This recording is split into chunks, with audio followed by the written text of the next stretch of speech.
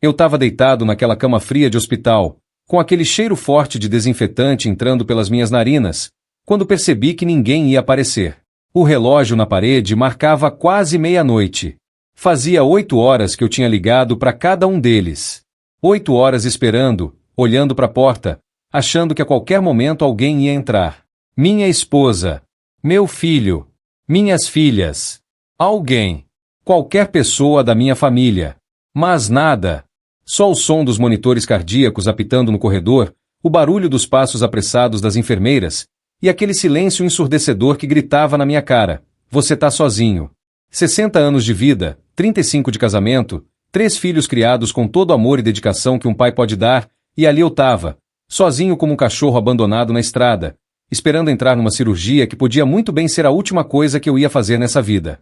O médico tinha sido claro, direto, sem rodeios. Era arriscado, muito arriscado para alguém da minha idade, com o coração do jeito que tava.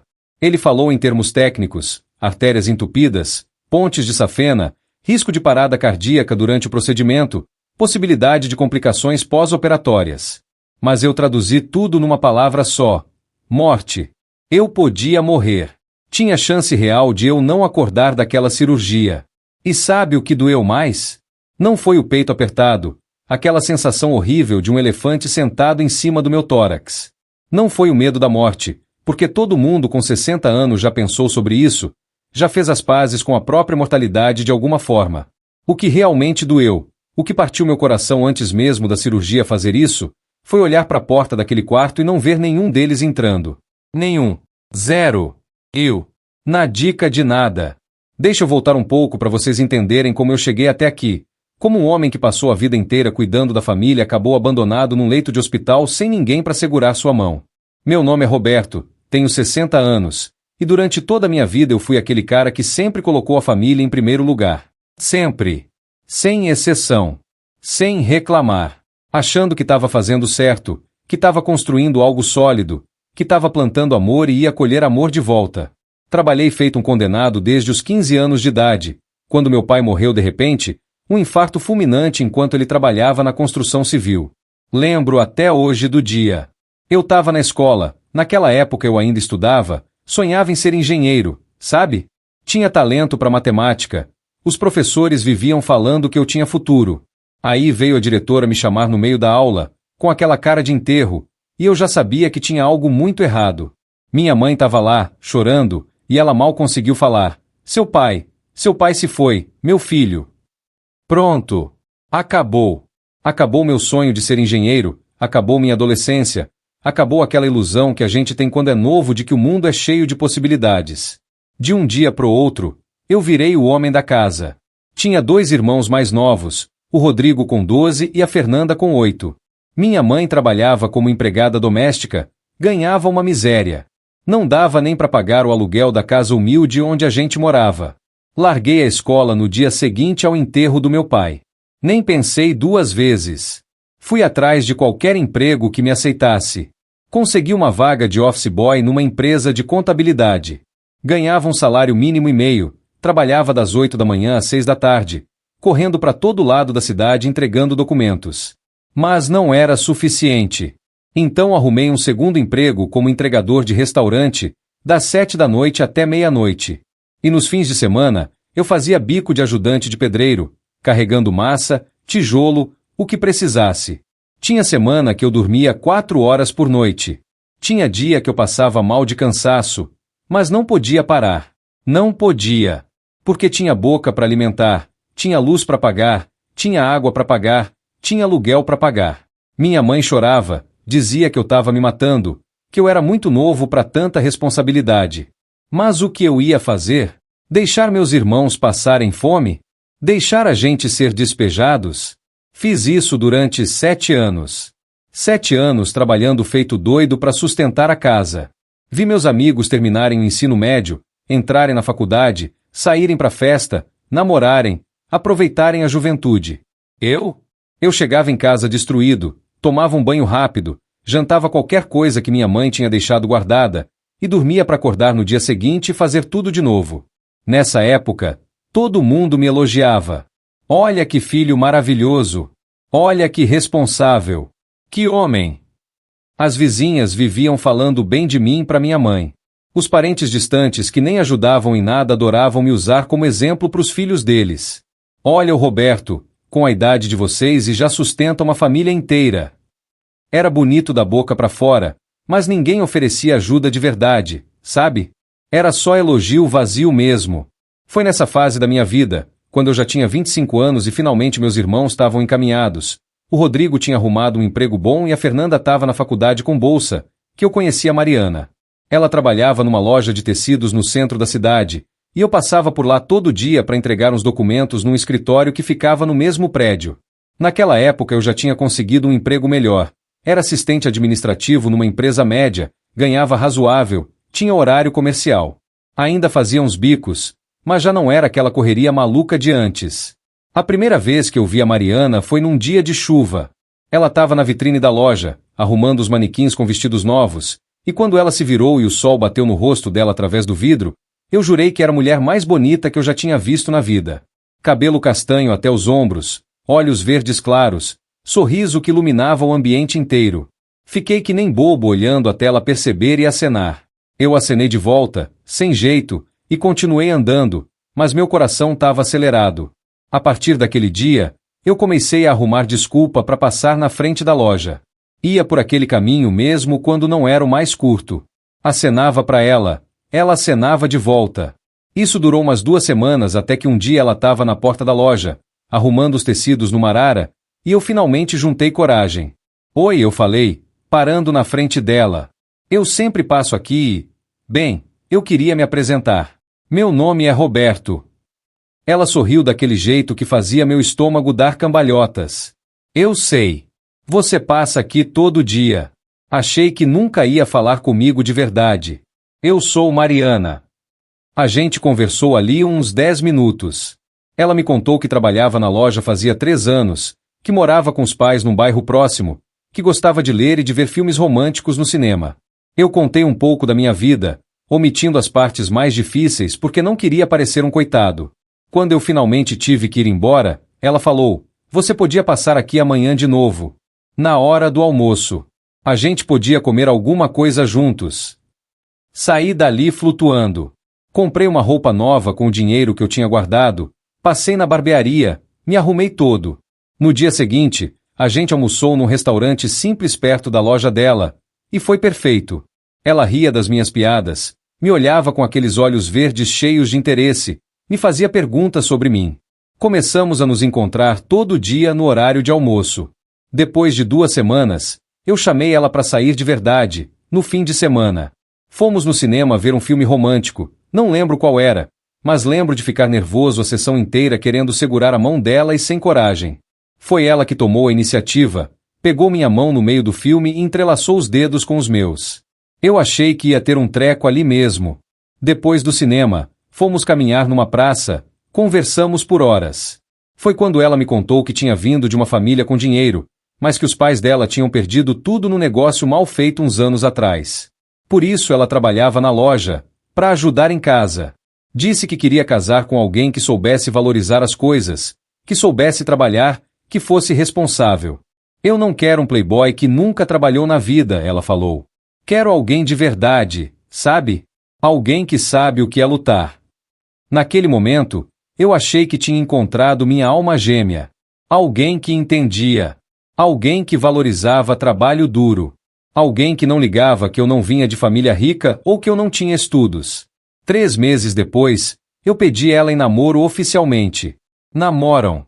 Os 3 anos. Foram os 3 melhores anos da minha vida até aquele ponto. Ela era carinhosa, atenciosa, sempre me apoiando.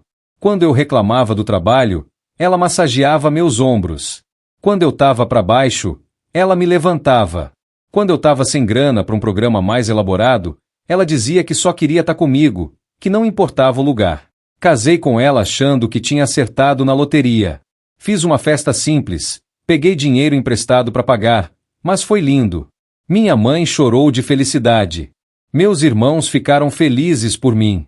E a Mariana, nossa, ela estava radiante com aquele vestido branco simples que ela mesma tinha ajudado a costurar. Prometi para ela ali, na frente do juiz de paz, que ia dar uma vida boa, que nossos filhos nunca iam passar pelo que eu passei, que ela nunca ia precisar de nada. E olha, eu cumpri essa promessa. Cumpri com sangue, suor e lágrimas. Trabalhei em 2, às vezes 3 empregos simultaneamente. De dia eu era gerente de uma loja de materiais de construção. Tinha conseguido essa promoção depois de anos como vendedor. De noite, 3 vezes por semana, eu dava aula de matemática num cursinho preparatório para vestibulandos. E nos fins de semana, eu fazia consultoria para pequenas empresas que precisavam organizar estoque e contabilidade básica. Mariana reclamava direto que eu não estava em casa, que os meninos sentiam minha falta, que casamento não era só pagar as contas. Lembro de uma briga específica. O Marcelo devia ter uns 6 anos. Era aniversário dele e eu tinha prometido que ia chegar cedo do trabalho para a festa. Mas aconteceu um problema na loja, um cliente importante fazendo escândalo, e eu não pude sair. Cheguei em casa às 9 da noite. A festa tinha acabado fazia horas. O bolo tinha sido cortado sem mim. As crianças tinham ido dormir. Mariana me esperou acordada. Só que não para me abraçar. Você perdeu o aniversário do seu filho, Roberto. Do seu filho. Eu sei. Mas eu não podia sair. Era um cliente grande, se eu perdesse aquela venda. Sempre tem uma desculpa. Sempre é o trabalho em primeiro lugar. Eu trabalho por vocês, Mariana, para vocês terem tudo do bom e do melhor. Olha esse bolo que você fez, essas decorações, esses presentes. Tudo isso sai de onde? Do meu trabalho. Ela ficou me olhando com aquela expressão que eu não sabia decifrar na época. Hoje eu sei. Era decepção. Mas naquele momento, ela só virou as costas e foi dormir. Eu fiquei ali na sala, olhando os restos da festa, e pensei, é por isso que eu trabalho. Para eles terem essas festas, essas alegrias. Subi no quarto do Marcelo, ele estava dormindo abraçado com um carrinho novo. Dei um beijo na testa dele e sussurrei, desculpa, filho, mas papai tá fazendo tudo por você. Essa cena se repetiu inúmeras vezes ao longo dos anos. Perdi apresentações na escola. Perdi jogos de futebol do Marcelo. Perdi recitais de dança da Juliana. Perdi feiras de ciências da Renata. Mas compensava, sabe? Ou pelo menos eu achava que compensava. Levava eles para parque de diversões nos domingos que eu tinha folga. Comprava os presentes que eles pediam. Dava mesada generosa. Pagava aulas extras de tudo que eles quisessem experimentar. O Marcelo, meu filho mais velho, nasceu quando eu tinha 28. Lembro que quando a Mariana me contou que estava grávida, eu fiquei apavorado e feliz ao mesmo tempo. Apavorado porque sabia que ia ter que trabalhar ainda mais. Feliz porque ia ser pai, realizar aquele sonho de constituir uma família de verdade, uma família estruturada, diferente da minha que tinha desmoronado quando meu pai morreu. Quando ele nasceu, eu segurei aquele bebezinho nos braços e fiz uma promessa silenciosa. Você vai ter tudo que eu não tive. Pai presente, bom, o máximo que eu conseguir ser. Educação de qualidade. Oportunidades. Tudo. Durante os primeiros meses, eu até tentei trabalhar menos, chegar mais cedo para ajudar com as mamadas noturnas, essas coisas. Mas as contas não fechavam. A Mariana tinha parado de trabalhar quando engravidou, como a gente tinha combinado. Ela queria ser dona de casa, cuidar do bebê, e eu apoiei. Mas isso significava que toda a renda da casa dependia de mim. Voltei a fazer horas extras. Voltei a pegar trabalhos extras. E a Mariana, que no começo reclamava, foi se acostumando. Acho que ela viu que aquele era o preço de ter a vida confortável que ela queria.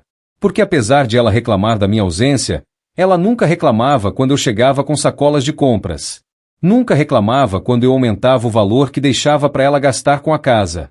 Nunca reclamava quando eu pagava viagens para ela e as amigas.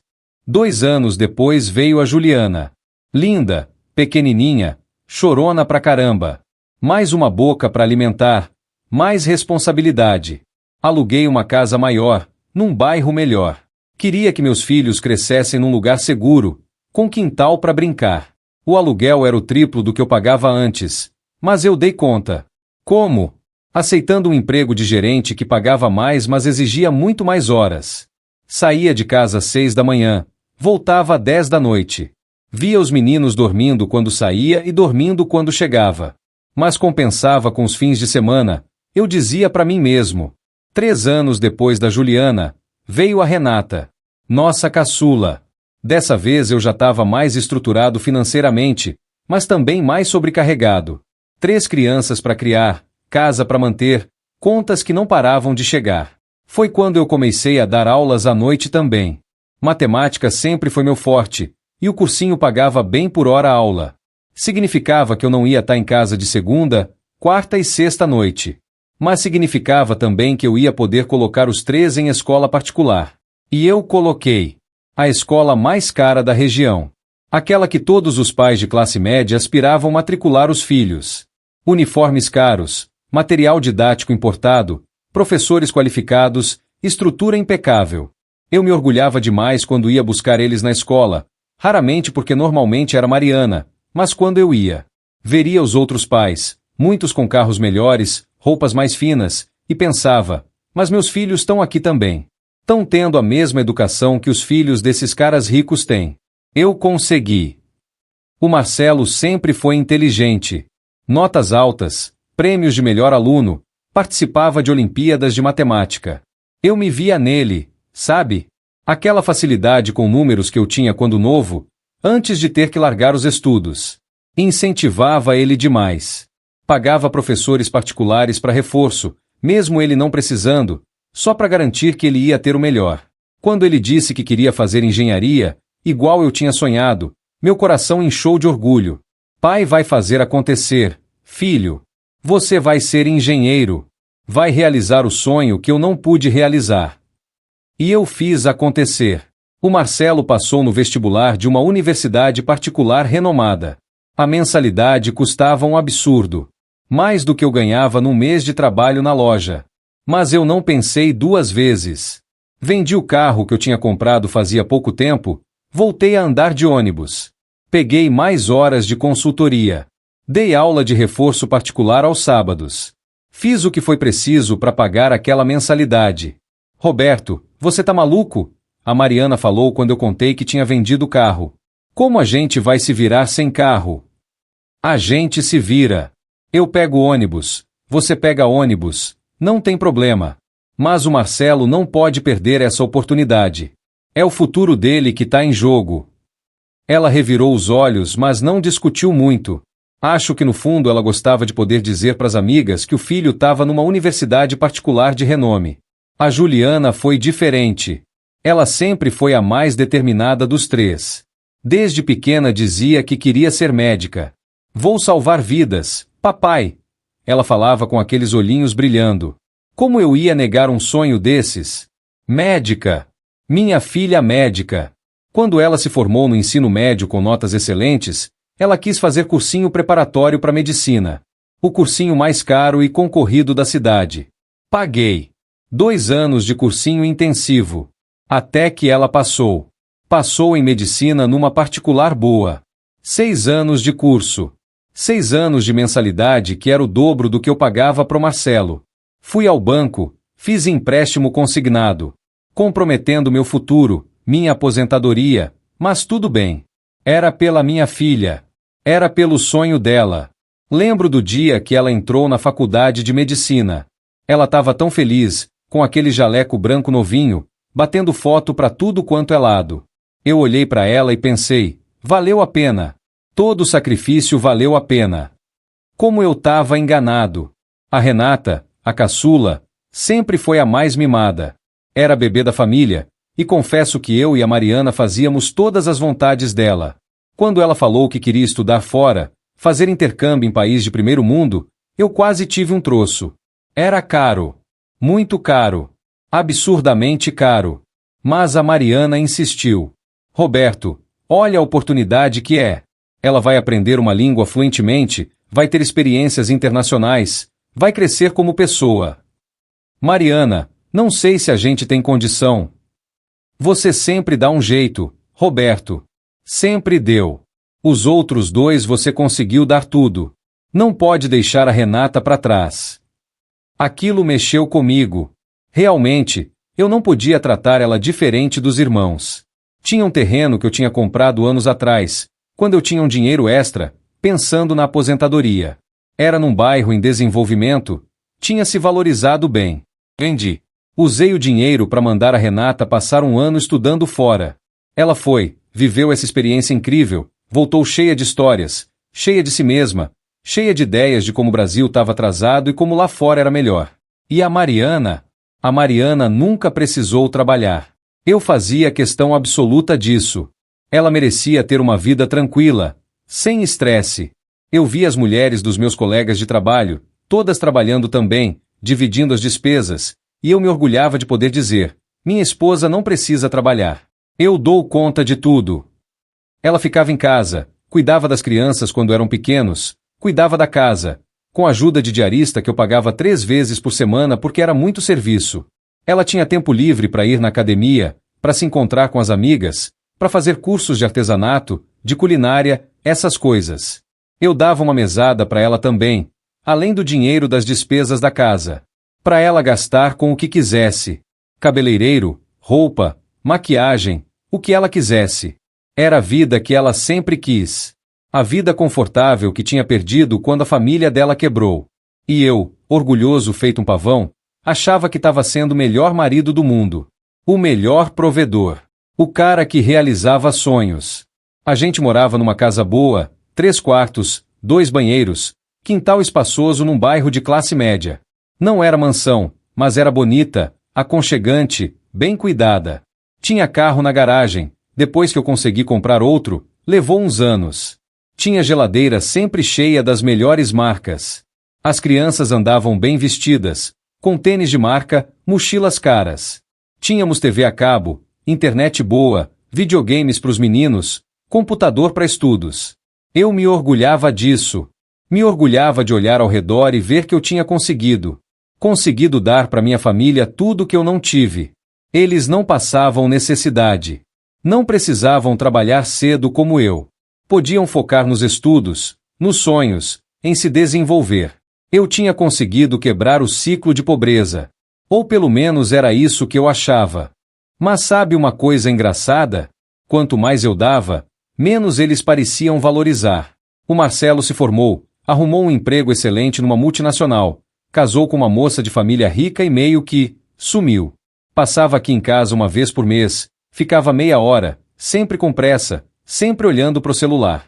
Quando eu ligava para ele, demorava dias para retornar. Tô ocupado, pai. Trabalho tá puxado. Eu entendia, né? Eu também era assim quando novo, sempre correndo. A Juliana abriu um consultório chique numa região nobre. Ela mal vinha nos visitar. Quando vinha, passava o tempo todo falando das viagens dela, dos congressos internacionais, dos pacientes importantes.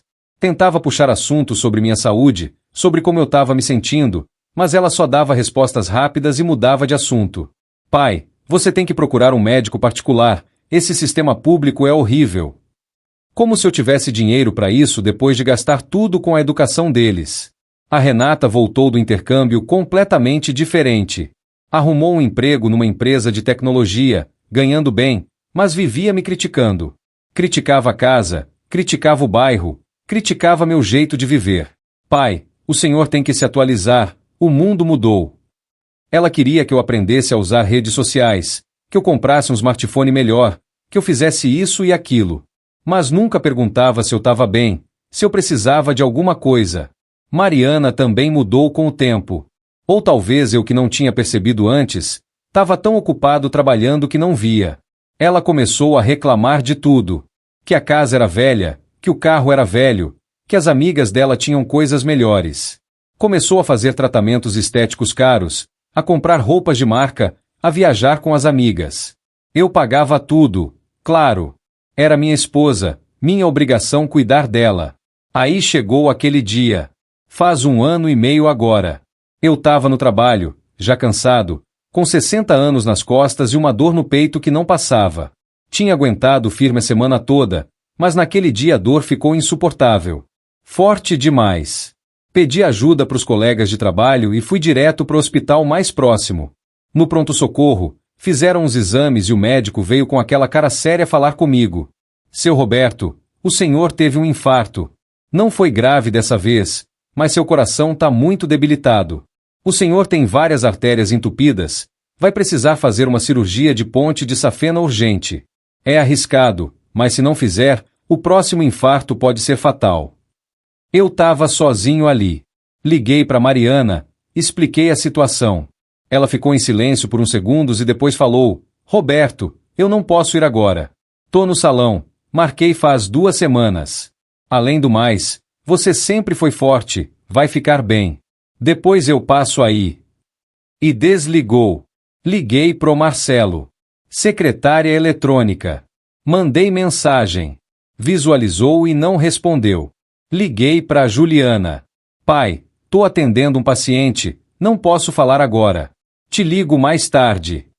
Nunca ligou. Liguei pra Renata. Tocou, tocou, tocou. Nada. Fiquei lá, internado, 3 dias esperando a cirurgia. Mariana apareceu uma vez, ficou 10 minutos, disse que tinha compromisso e foi embora. Os meninos? Nenhum deles apareceu. Nenhum. Mandaram mensagens no WhatsApp, aquelas mensagens frias: melhoras, pai, força aí, logo você tá bem. A cirurgia foi marcada para uma quinta-feira de manhã. Na noite de quarta, eu tava lá, sozinho naquele quarto, pensando que podia morrer no dia seguinte e minha família nem ligava. A enfermeira que cuidava de mim, uma senhora muito simpática, percebeu que eu tava mal e veio conversar. Seu Roberto, sua família não vem te ver? Tão ocupados, eu respondi, tentando não chorar. Ela segurou minha mão e disse: sabe, eu trabalho aqui faz 20 anos. Já vi muita coisa.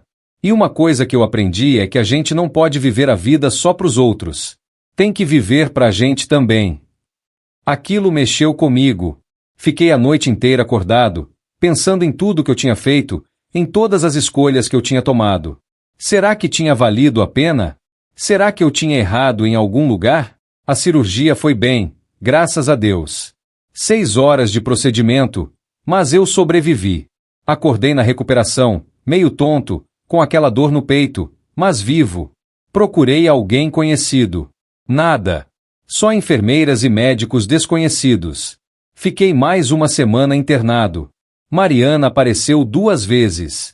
Ficava meia hora e ia embora. Os filhos? Marcelo mandou flores. Flores. Como se flores fossem resolver alguma coisa. Juliana mandou uma mensagem dizendo que estava num congresso em outro estado. Renata disse que estava com muito trabalho acumulado. Quando recebi alta, foi um vizinho que me levou para casa. Um vizinho que mal conhecia, mas que se ofereceu quando soube da minha situação. Cheguei em casa esperando algum cuidado, algum carinho.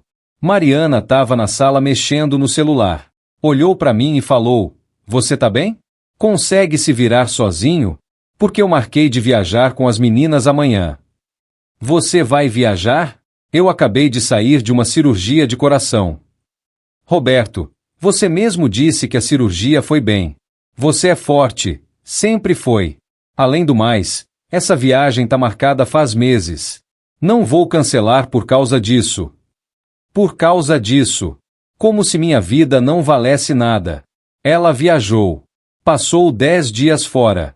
Eu fiquei em casa, me recuperando sozinho. Tinha que trocar os curativos, tomar os remédios nos horários certos, fazer repouso. Tudo sozinho.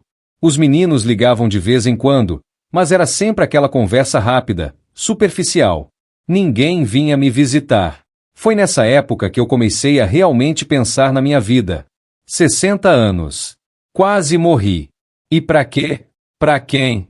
Passei a vida inteira me sacrificando, trabalhando, dando tudo de mim, e na hora que eu precisei, cadê que estavam? A ficha caiu de uma vez só, como se alguém tivesse jogado um balde de água fria na minha cara. Quando Mariana voltou da viagem, bronzeada, feliz, cheia de fotos para mostrar, eu chamei ela para conversar.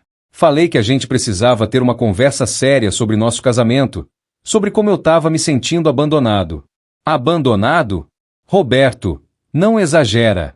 Você tá bem, a cirurgia foi um sucesso. Eu só fui viajar, não fiz nada demais. Mariana, eu quase morri. E você nem se importou. Claro que eu me importei. Mas você fica dramático com essas coisas. Você sempre foi forte, sempre deu conta de tudo. Não precisa desse mimo todo. Mimo. Ela chamou meu pedido de apoio de mimo. Tentei conversar com os filhos também. Chamei cada um separadamente para casa. O Marcelo veio, ficou 1 hora, ouviu tudo que eu tinha para falar e respondeu: Pai, eu entendo que o senhor está se sentindo sozinho, mas cada um tem sua vida agora. O senhor criou a gente para ser independente, e é isso que a gente é. Não dá para ficar correndo para cá toda hora. A Juliana foi mais direta. Pai, com todo respeito, mas o senhor está parecendo carente.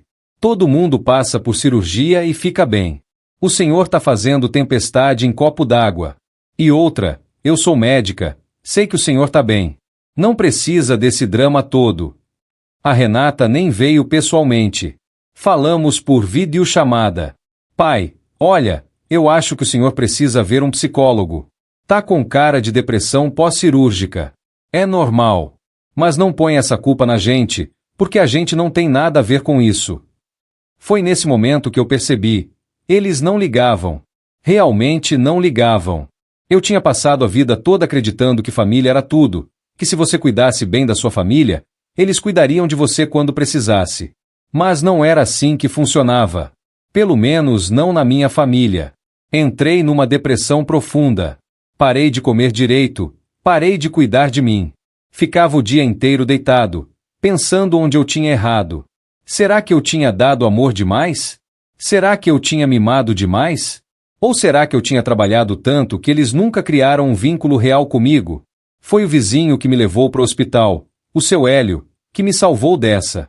Ele vinha me visitar quase todo dia, trazendo comida, conversando comigo. Um dia ele falou: Roberto, para de ficar remoendo o passado. Você tem 60 anos, passou por uma cirurgia de coração e sobreviveu. Isso significa que você ainda tem vida pela frente.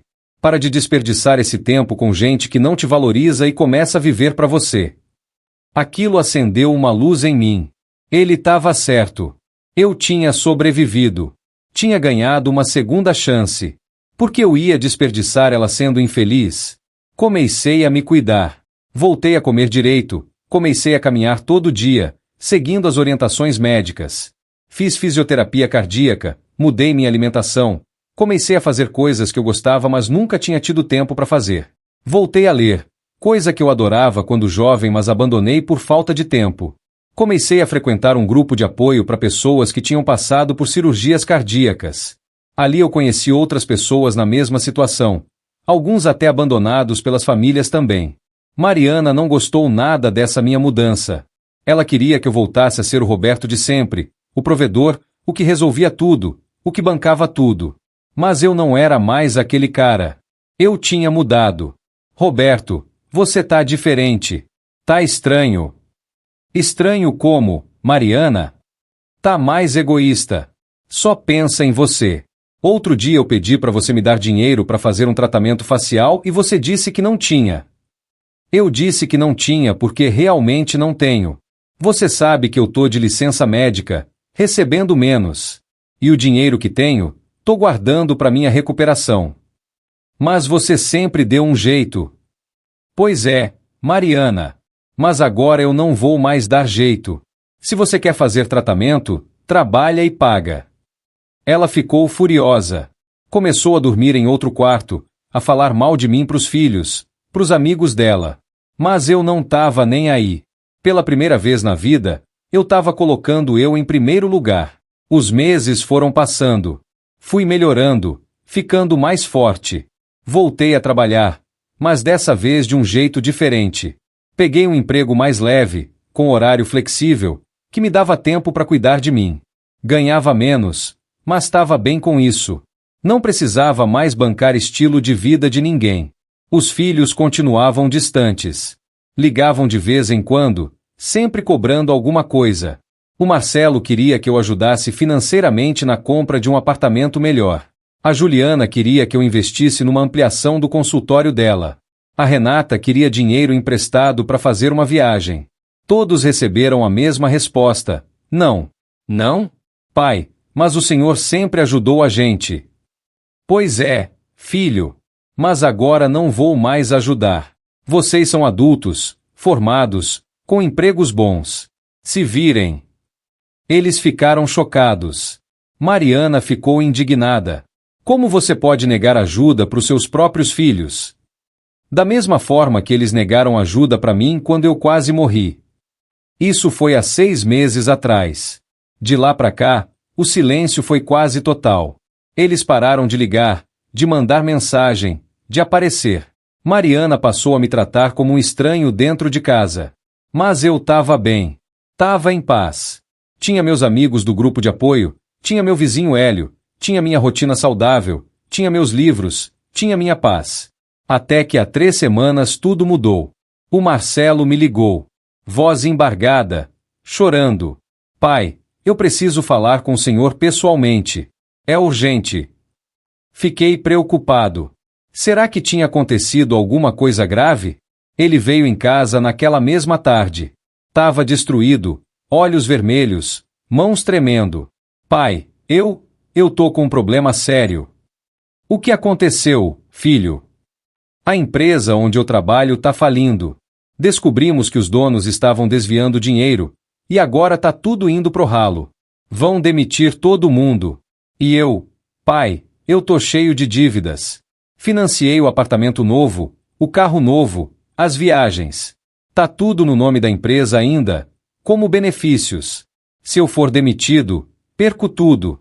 E eu não tenho dinheiro guardado para segurar nem 2 meses. Fiquei em silêncio, só olhando para ele. Pai, eu sei que eu fui um filho horrível. Eu sei que abandonei o Senhor quando o Senhor mais precisou. Mas eu tô desesperado. Eu preciso de ajuda. Preciso de dinheiro emprestado para segurar as pontas até eu arrumar outro emprego. Quanto você precisa? Ele falou um valor alto. Muito alto. Quase tudo que eu tinha conseguido guardar nos últimos meses. Marcelo, eu não tenho esse dinheiro. Mas pai, o Senhor sempre teve. O Senhor sempre deu um jeito. Tinha. Passei a vida inteira juntando, e gastei tudo com vocês. Com sua faculdade, com a da Juliana, com a da Renata, com essa casa, com tudo. Agora eu tô recomeçando, guardando pro caso eu precise de algum tratamento médico, de alguma coisa na minha velhice. Esse dinheiro é para minha sobrevivência. Pai, pelo amor de Deus. Eu vou perder tudo. Você não vai morrer, Marcelo. Vai ter que recomeçar, vai ter que trabalhar, vai ter que se virar. Igual eu fiz a vida inteira. Ele saiu de casa furioso, batendo a porta. 2 dias depois foi a Juliana. Ela também estava desesperada. O consultório dela estava indo mal. Ela tinha investido muito dinheiro numa ampliação, contratado mais funcionários, e os pacientes não vieram como ela esperava. Estava endividada, precisava de dinheiro urgente para pagar fornecedores, para não fechar as portas. Pai, o senhor não pode me ajudar? Só dessa vez. Eu prometo que devolvo. Juliana, você é médica, formada, ganha bem, ou pelo menos ganhava bem. Se seu negócio tá ruim, você precisa replanejar, talvez voltar a trabalhar em hospital, sei lá. Mas eu não vou te dar dinheiro. Mas pai, eu sou sua filha. E eu sou seu pai. O pai que quase morreu sozinho no hospital porque você estava muito ocupada para aparecer. Ela saiu chorando. A Renata foi a última. Veio me visitar uma semana atrás. Ela tinha perdido o emprego. A empresa de tecnologia onde trabalhava fez cortes, e ela estava na lista. Pior, ela tinha feito um monte de compras parceladas no cartão de crédito, esperando o salário gordo que não ia mais vir. Pai, eu sei que eu errei. Sei que fui uma filha terrível. Mas eu tô precisando muito de ajuda agora. Só até eu arrumar outro emprego. Renata, você tem 30 anos. É formada, inteligente, capaz. Você vai arrumar outro emprego. Talvez não tão bom quanto o que você tinha, mas vai arrumar. E enquanto isso, vai ter que cortar gastos, apertar o cinto, fazer uns bicos. Igual eu fiz quando tinha sua idade. Mas pai... Não tem mais, Renata. Vocês 3 cresceram tendo tudo do bom e do melhor. Nunca precisaram lutar por nada, porque eu lutava por vocês. Mas agora vocês vão ter que aprender a lutar sozinhos. E sabe o que aconteceu? Mariana ficou sabendo de tudo. E claro, Ficou do lado dos filhos. Roberto, como você pode ser tão cruel com seus próprios filhos? Eles estão passando por dificuldades. E eu passei por uma cirurgia de coração sozinho. Cadê que você tava? Isso de novo? Você vai ficar remoendo isso pro resto da vida? Não vou remoer. Só não vou esquecer. E não vou voltar a ser o trouxa que eu era. Foi aí que ela jogou a bomba. Eu quero o divórcio. Confesso que aquilo doeu. Não porque eu ainda amava ela do jeito que amava antes, mas porque era o fim definitivo de uma era. 35 anos de casamento indo pro ralo. Mas ao mesmo tempo, senti um alívio. Um peso saindo das costas. Tudo bem, Mariana. Vamos fazer o divórcio. E eu quero a minha parte de tudo. Metade da casa, metade do que você tem guardado, tudo que é meu por direito. Pode ficar com a casa. Eu alugo um apartamento para mim. Quanto ao dinheiro que tenho guardado, você não vai ver a cor dele. Esse dinheiro é da minha aposentadoria, do meu tratamento médico. Não toquei em nada que fosse juridicamente seu. E você sabe disso. Ela ficou possessa. Ameaçou me processar. Ameaçou um monte de coisa. Mas eu conversei com o advogado. E tá tudo certo. A casa tá no nome dos dois. Ela pode ficar com a parte dela. O resto é meu, conquistado com meu trabalho depois que ela parou de contribuir em qualquer sentido. Agora, enquanto o divórcio corre, a situação tá caótica aqui. Mariana chama os filhos pra cá quase todo dia, e eles ficam naquela, tentando me convencer a ajudar. Fazem reunião familiar sem me chamar. Falam mal de mim. Tentam me fazer sentir culpado. Ontem foi o ápice de tudo. Fizeram uma espécie de intervenção. Os 3 filhos, Mariana, até a esposa do Marcelo estava lá. Sentaram comigo na sala e começaram a falar. Pai, a gente percebe que o senhor mudou muito depois da cirurgia. Talvez seja algum efeito psicológico. Talvez seja medicação. Mas o senhor não é mais o pai que a gente conhecia. E que pai era esse que vocês conheciam?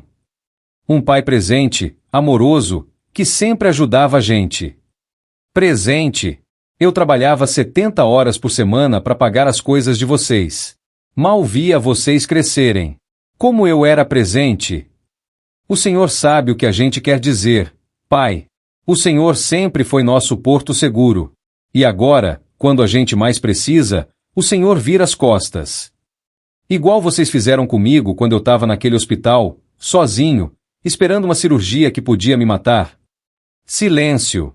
Aquele silêncio constrangedor que diz tudo. Olha, eu continuei. Eu entendo que vocês estão passando por dificuldades. E eu sinto muito por isso, de verdade. Mas vocês são adultos.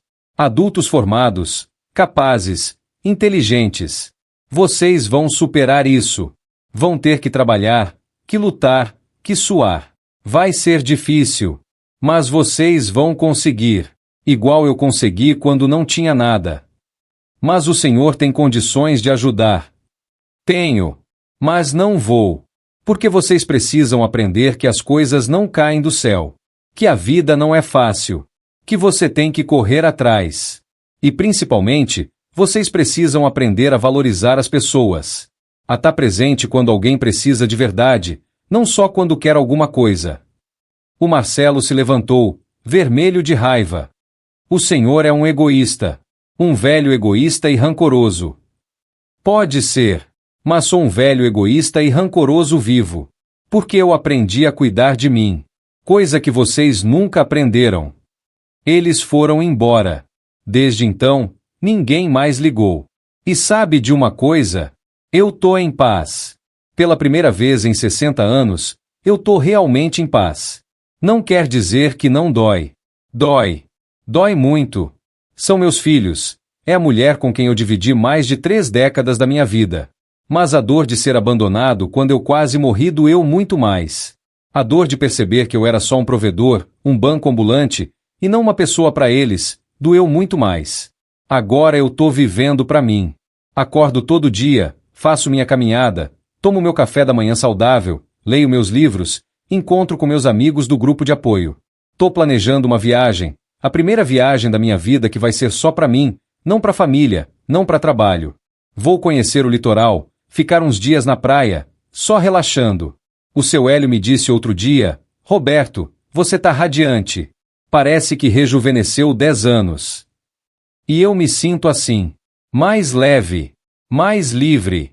É triste que tenha precisado chegar nesse ponto, que tenha precisado quase morrer para perceber que eu estava vivendo a vida errada. Mas pelo menos eu percebi. Pelo menos eu mudei. Tem uma frase que eu li num livro esses dias que ficou na minha cabeça. Às vezes, as pessoas só percebem seu valor quando você deixa de estar disponível. E é exatamente isso. Minha família só percebeu que eu tinha valor quando eu deixei de estar disponível para bancar tudo, para resolver tudo, para ser o capacho de todo mundo. Agora eles precisam de mim. Precisam do meu dinheiro, do meu apoio, da minha ajuda. Mas eu não preciso mais provar nada para eles. Não preciso mais me matar de trabalhar para ser amado. Não preciso mais me anular para que eles sejam felizes. Porque eu descobri uma coisa: você pode fazer tudo certo, pode se sacrificar completamente, pode dar tudo de si, e ainda assim não ser valorizado. E quando você percebe isso, você tem duas escolhas: ou continua sendo capacho e sendo infeliz, ou você levanta a cabeça e começa a viver para você. Eu escolhi a segunda opção. E não me arrependo. Sei que talvez um dia eles entendam. Talvez quando tiverem minha idade, quando passarem por algo parecido, quando a vida ensinar as lições que eu tentei ensinar e eles não quiseram aprender. Ou talvez nunca entendam. Talvez continuem me achando um velho egoísta e rancoroso até o dia que eu morrer. Mas sabe de uma coisa? Tudo bem. Porque eu não tô mais vivendo para a aprovação deles. Não tô mais vivendo para ser o pai perfeito, o marido perfeito, o provedor perfeito. Tô vivendo para ser o Roberto. O Roberto que quer viver seus últimos anos com qualidade, com paz, com dignidade. E se isso é ser egoísta, então eu sou egoísta mesmo. E tô feliz assim. Hoje pela manhã, o Marcelo mandou uma mensagem. Pai, precisamos conversar.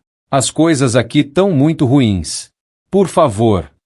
Deixei-no visualizado. Não porque eu quero que ele sofra. Não é sobre vingança. É sobre limites. É sobre me respeitar. É sobre ele aprender que existe consequência para os próprios atos. A Juliana ligou ontem à noite, chorando. Pai, eu tô pensando em fechar o consultório. Não sei mais o que fazer. Ouvi ela chorar por uns minutos, respirei fundo e disse: Filha, você é inteligente. Você é capaz.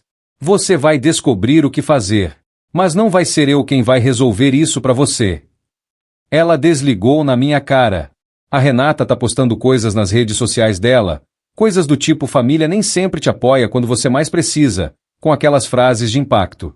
Sei que é indireta para mim. Mas não me atinge. Porque quem viveu na própria pele o abandono fui eu. Quem tá sozinho num hospital foi eu. Quem teve que recomeçar do zero aos 60 anos fui eu. Mariana assinou os papéis do divórcio semana passada. Foi no cartório, tudo certinho. Olhou para mim com aquele olhar de desprezo e disse: Você vai se arrepender disso. Vai ficar velho e sozinho, e ninguém vai cuidar de você. Sabe o que eu respondi? Melhor sozinho e em paz do que acompanhado e infeliz. E é verdade. Prefiro 1000 vezes ficar velho sozinho, mas com minha dignidade, do que ficar velho sendo usado. Tô me mudando pro apartamento novo semana que vem. É pequeno, um quarto só, mas é meu. Todo meu. Escolhi cada detalhe pensando no que eu gosto, não no que os outros querem.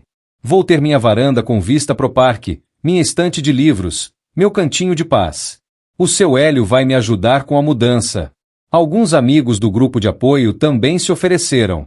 Gente que conheci faz menos de um ano e que já me apoiou mais do que minha própria família em décadas. Isso fala muita coisa, né? Sabe, eu fico pensando se outros pais passam por isso. Se tem outros caras por aí que se mataram de trabalhar, que deram tudo pela família, e na hora que precisaram estavam sozinhos.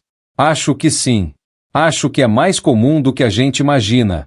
A gente vive numa sociedade que romantiza o sacrifício familiar, mas esquece de ensinar gratidão, reciprocidade, amor verdadeiro. A gente ensina os filhos que os pais têm obrigação de dar tudo, mas esquece de ensinar que os filhos também têm obrigação de cuidar, de respeitar, de estar presente. Não só quando é conveniente, mas sempre. Principalmente nos momentos difíceis. Eu errei? Com certeza. trabalhei demais, fui ausente em muitos momentos. Mas eu trabalhava por eles. Talvez eu devesse ter trabalhado menos e estar mais presente. Talvez eu devesse ter ensinado eles a valorizar mais as coisas, fazendo eles trabalharem por algumas conquistas. Talvez. Mas não dá para voltar atrás. Só dá para seguir em frente. E é isso que eu tô fazendo. Seguindo em frente. Construindo uma vida nova. Uma vida onde eu sou prioridade. Onde minha saúde é prioridade. Onde minha felicidade é prioridade. Fui abandonado pela minha própria família quando mais precisei deles. Isso é um fato. Doeu? Doeu muito. Mas me ensinou uma lição valiosa. A única pessoa que vai estar sempre lá por você é você mesmo. Então é melhor você começar a se valorizar, a se respeitar, a se colocar em primeiro lugar. Porque no final das contas, quando você está naquela cama de hospital, sozinho, esperando uma cirurgia, não importa quantos filhos você criou ou quanto dinheiro você deu para a família. O que importa é se você viveu sua vida com dignidade, se você se respeitou, se você foi feliz. E agora que eles precisam de mim? Agora que a vida virou para eles e eles querem a minha ajuda? Bem, agora eu tenho escolha. E minha escolha é cuidar de mim. É viver meus últimos anos do jeito que eu quero viver. É ser, finalmente, um pouco egoísta. Um egoísmo saudável, necessário, merecido. Porque eu já dei demais. Já me sacrifiquei demais. Agora é hora de colher. De viver. De aproveitar cada dia como se fosse o último. Porque depois daquela cirurgia, eu aprendi que realmente pode ser. E se minha família não entende isso, se acham que eu sou cruel, insensível, mau caráter, problema deles. Vão ter que lidar com essa percepção sozinhos. Assim como eu tive que lidar com minha recuperação sozinho. A vida dá voltas. E às vezes, ela dá voltas bem irônicas. Quem diria que o cara que passou 60 anos vivendo para os outros ia, finalmente, aprender a viver para si mesmo? Quem diria que levaria quase morrer para eu acordar para a vida? Mas tá tudo bem. Porque eu acordei. E agora, cada dia é uma dádiva. Cada manhã que eu acordo, respiro fundo e sinto meu coração batendo. É uma vitória. Cada vez que eu olho no espelho e vejo um homem em paz, é uma conquista. Fui abandonado? Sim. Mas não tô mais sozinho. Porque finalmente me encontrei. Encontrei o Roberto que ficou perdido por 60 anos embaixo do peso das expectativas, das obrigações, dos sacrifícios. E esse Roberto aqui, ele tá bem. Tá inteiro. Tá vivo. E agora que eles precisam de mim? Bem, eles vão ter que aprender a mesma lição que eu aprendi. A se virar sozinhos. Porque é assim que a gente cresce. É assim que a gente amadurece. É assim que a gente aprende o real valor das coisas e das pessoas. Sei que essa história não tem um final feliz no sentido tradicional. Não tem reconciliação, não tem abraço emocionado, não tem família unida de novo. Mas tem algo melhor. Tem verdade. Tem dignidade. Tem um homem de 60 anos que finalmente aprendeu a se valorizar. E para mim, isso vale mais do que qualquer final feliz de conto de fadas.